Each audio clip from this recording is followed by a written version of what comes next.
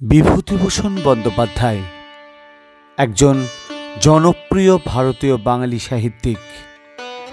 জন্ম 12 সেপ্টেম্বর 1894 সাল এবং মৃত্যু 1 নভেম্বর 1950। বাঁদিকে দেখতে পাচ্ছেন বনগ্রাম উচ্চ বিদ্যালয়। এই সেই বিদ্যালয় যেখানে পড়াশোনা করেছিলেন প্রখ্যাত কথা সাহিত্যিক বিভূতিভূষণ বন্দ্যোপাধ্যায়।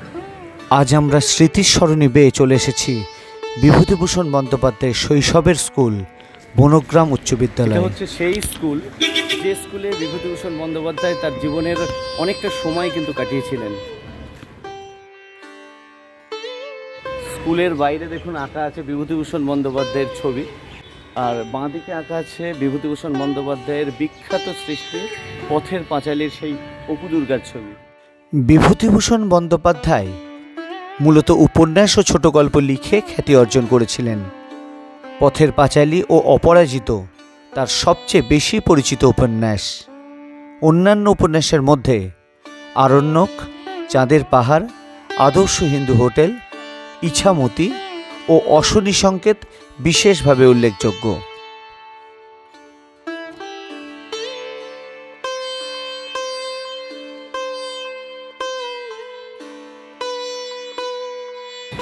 বাঁদিকে দেখতে পাচ্ছেন বিভূতিভূষণ মেমোরিয়াল পাবলিক লাইব্রেরি। এটি তৈরি হচ্ছে বিভূতিভূষণ বন্দ্যোপাধ্যায়ের স্মৃতির উদ্দেশ্যে। এই হচ্ছে বিভূতিভূষণ বন্দ্যোপাধ্যায়ের স্মৃতি বিজড়িত সেই Memorial public library.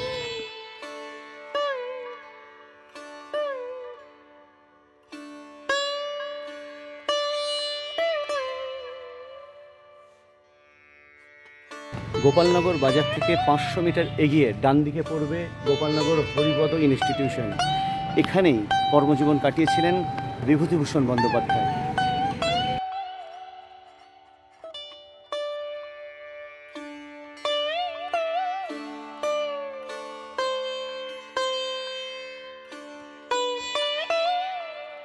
Bibhutibhushan Bandyopadhyay বিখ্যাত কথাশিল্পী, যার কর্মজীবনের অধিকাংশ সময় যে জায়গায় কেটেছিল সেই জায়গায় আমরা দাঁড়িয়ে আছি।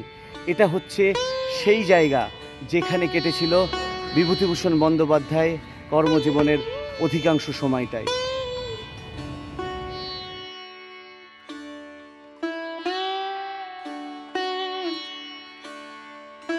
অবশেষে আমরা পৌঁছে গেছি বিভূতিভূষণ বন্দ্যোপাধ্যায়ের বাড়ি। এই হচ্ছে সেই স্মৃতিবিজড়িত স্থান। এটা হচ্ছে বিভূতিভূষণ বন্দ্যোপাধ্যায়ের বাড়ি। আমি বিশ্বাসই করতে পারছি না এই সেই রাস্তা, যে রাস্তা দিয়ে বিভূতিভূষণ বন্দ্যোপাধ্যায় নিজের বাড়িতে প্রবেশ করতেন।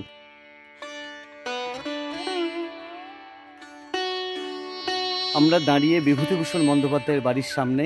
এটা হচ্ছে স্মৃতিবিজড়িত বিভূতিভূষণ বন্দ্যোপাধ্যায়ের বাড়ি। দেখতেই পাচ্ছেন তালা বন্ধ করা আছে। উৎসবের কিছু কিছু সময়ে এই তালা কিন্তু খোলা হয়। গেটের ভিতরে রয়েছে দুটো পাথরের মূর্তি, আপনাদের দেখাচ্ছি।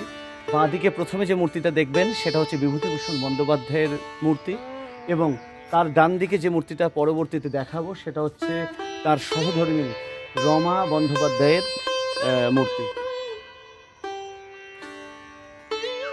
এটি হচ্ছে বিভূতিভূষণ বন্দ্যোপাধ্যায়ের মূর্তি। এটি হলো কথাসাহিত্যিক বিভূতিভূষণ বন্দ্যোপাধ্যায়ের সহধর্মিণী এবং প্রেরণা রমা বন্দ্যোপাধ্যায়ের মূর্তি। এটি হচ্ছে সেই বারান্দা যেখানে অধিকাংশ সময় কাটাতেন বিভূতিভূষণ বন্দ্যোপাধ্যায়। আমরা এখন চলে এসেছি বাড়ির পিছনের দিকে। দেখতেই পাচ্ছেন পিছনের দিকটা অনেকটা জঙ্গল হয়ে আছে, জরাজীর্ণ অবস্থা। খুব একটা দেখার কিছু কিন্তু পিছনে নেই। পিছনে একটা ফাঁকা জায়গা এবং পিছনের দিকে এই দেখতে পাচ্ছেন একটা ঘর। বহুদিন ভগ্নদশা থাকার পর কিছুদিন আগেই সংস্কার করা হয়েছে এই বাড়িটি।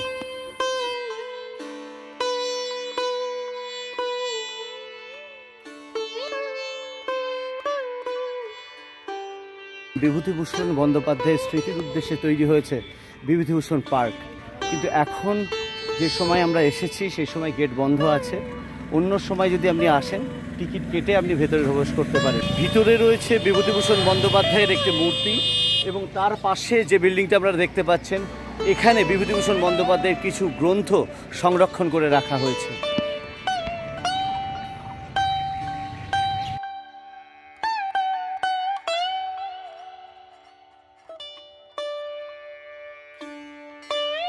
বিভূতিভূষণ বন্দ্যোপাধ্যায় যে পার্ক, এই পার্কের পিছনেই রয়েছে এই বিভূতিভূষণ ব্রিজ। ব্রিজের নিচে দিয়ে বয়ে চলেছে ইছামতি নদী। আপাতত আমাদের ব্লগ এখানেই শেষ করছি। আবার আপনাদের সঙ্গে দেখা হবে আমাদের পরবর্তী ব্লগে। যদি ভালো লেগে থাকে আমাদের ব্লগ, তাহলে অবশ্যই একটা সাবস্ক্রাইব করবেন, লাইক করবেন, শেয়ার করবেন এবং কমেন্ট করতে ভুলবেন না।